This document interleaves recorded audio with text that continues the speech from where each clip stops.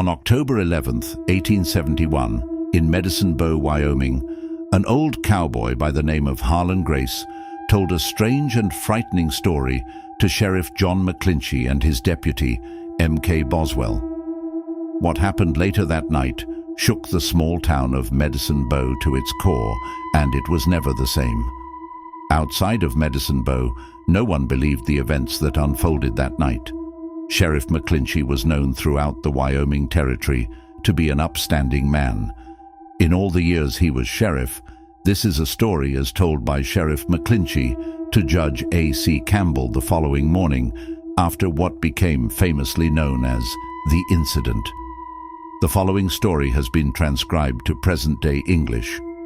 Last night, during the terrible thunderstorm, as the rain beat down on the tin roof of the jail, Deputy Boswell and I were drinking coffee, talking about the possibility of an upcoming harsh winter Wyoming is well known for. There was a pause in our conversation when, all of a sudden, we heard a knock on the front door. It startled us, and Deputy Boswell, being closer to the door, stood up, walked over, and opened the door. When he opened the door, a dirty older gentleman wearing nothing but ragged clothing collapsed to the floor. I stood up from my chair and went over to the gentleman to see about helping him. I proceeded to ask him if he was all right. He was clearly hypothermic and looked like he hadn't eaten in a good long while. One thing I noticed rather quickly, I'd say, was there was something unusual about his skin. Sometimes a man's skin will turn to leather after being in the sun for a long time, but this was different. Something did not seem right to me about his skin. It bothered me. He then started whispering something, so Deputy Boswell and I leaned in closer to hear him. He said something very strange that didn't make any sense. He said, "I hear crows screaming every night as I go to sleep. Every night I burn." Deputy Boswell and I gave each other confused looks. I thought he was talking strangely because hypothermia was setting in. We proceeded to pick him up, putting him in a chair by the stove to try warming him up. I told Deputy Boswell to pour him a hot cup of coffee to see if he could warm up his insides. After that, I told him to go down to the saloon to fetch the man some food. While Deputy Boswell was fetching the food, I asked the gentleman his name. He sat there, a cup of coffee in hand, for a while before he finally spoke. He said his name was Harlan Grace, but he wasn't sure where he was before he stumbled into our jail. He said he had a hard time remembering much of anything, except for something he later told us, something that scared Deputy Boswell and me, something awful. I let the old man sit for a bit, waiting for Deputy Boswell to come back, before I asked him any more questions. When Deputy Boswell came back, he handed the food to the old man, and we let him eat. The old man ate like he hadn't eaten in years. Once he finished eating, he set his plate down on the ground next to him and just stared at the fire crackling in the stove. Several minutes went by before he spoke, saying the same exact thing he had said earlier. "I hear crows screaming every night as I go to sleep. Every night I burn." This time I asked him what he meant by that. He continued looking into the fire, then proceeded to tell Deputy Boswell and me the most frightening tale we'd ever heard. He said, "I'm never in the same place twice. Every day I wake up in a strange place. When I go to sleep at night, the crows come to me, screaming at me. Not long after, the apparition comes and takes me away to a place that is dark beyond words. The apparition tells me to do things, horrible things. If I refuse, I burn." I then asked him what kinds of horrible things this apparition tells him to do. He slowly looked over at me and said, "You wouldn't believe me if I told you things. I'm going to hell for when I die." Right then, it felt like something dark entered the room. Deputy Boswell and I looked around, expecting to see the devil himself appear, but there was nothing to see with our naked eyes. We knew this wasn't the case. Something was most definitely there. It just wasn't showing itself. We both turned our gaze back to the old man, who had now gone silent as he sat there glaring into the fire.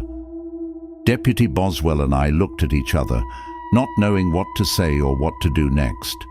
We slowly sat back down in our chairs and continued giving each other concerned looks.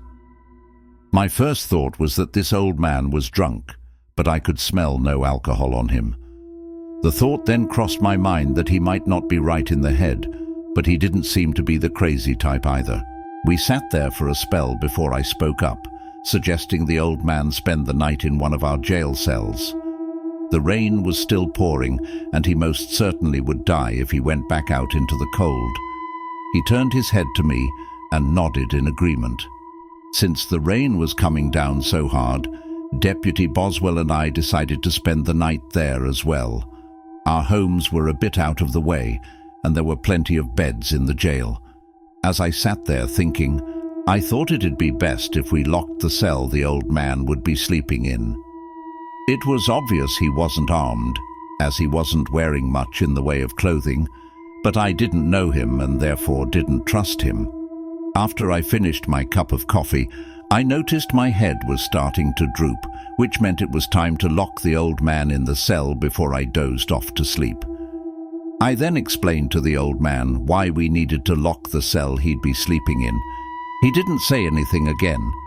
He just nodded his head in agreement, stood up, walked over, got into one of the cells, and laid down on the bed. I put a few more pieces of wood and some coal into the stove so it would keep going all night, then went into one of the empty cells and lay down on the bed. As I slept, I started having the strangest and scariest dreams. I was surrounded by screaming crows, and it involved a demon, the kind of demon Father McMurtry talks about in church on Sundays. The demon was telling me to do things, awful things.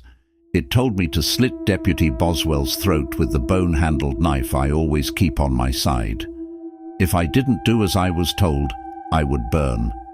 I remember suddenly waking up, sweating quite profusely. I looked over towards Boswell's direction, and he was fast asleep, snoring loudly as he usually does. I had to turn around to look in the old man's direction, and as I did, I jumped up in shock. The old man was nowhere in sight, which is unbelievable considering I had personally locked the cell and knew I'd done so correctly. I yelled at Boswell to wake up, saying, "Get up! The old man has vanished." He fell off the bed onto the floor with a thud. As Boswell was getting himself off the floor, I was running over to the cell. I grabbed the door's bars to see if it was in fact locked, and, like I figured, it was. I fumbled for the cell keys, and after a bit of fumbling, I unlocked the cell. As I opened the door, Boswell showed up by my side. We both stood there looking at the floor with looks of dread on our faces. There, on the floor, was a burn mark in the shape of a man. A strange feeling suddenly overcame me. It looked as if I was looking through a mask and not my own eyes. I watched as my hand grabbed my bone-handled knife from its sheath. I turned to face Boswell, and without thinking, I sliced through his throat.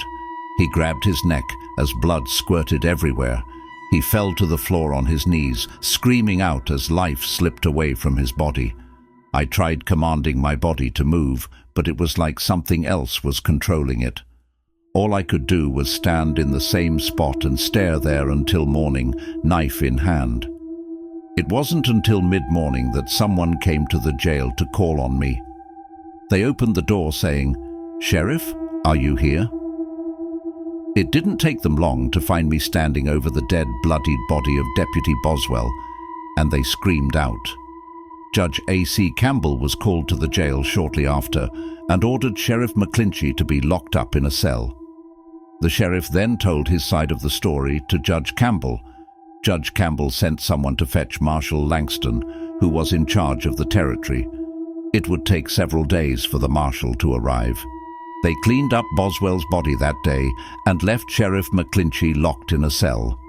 When the person in charge of bringing Sheriff McClinchey food and water arrived the following day, Sheriff McClinchey was gone, having mysteriously vanished from his cell. Marshal Langston arrived 2 days later and began his investigation. He quickly formed a search party, believing he had somehow escaped or someone let him out. Since there was no evidence or signs of him breaking out of the cell over the next few years, Marshal Langston and a few of his men scoured Wyoming, looking for Sheriff McClinchey. Wanted posters were put up in every city as far away as Montana, Utah, Colorado, and Idaho. Reports of people seeing Sheriff McClinchey would surface here and there, but no trace of him was ever found. Other than Sheriff McClinchey's side of the story, the burn mark on the cell floor in the shape of a human body was never explained. For more scary horror stories, please subscribe.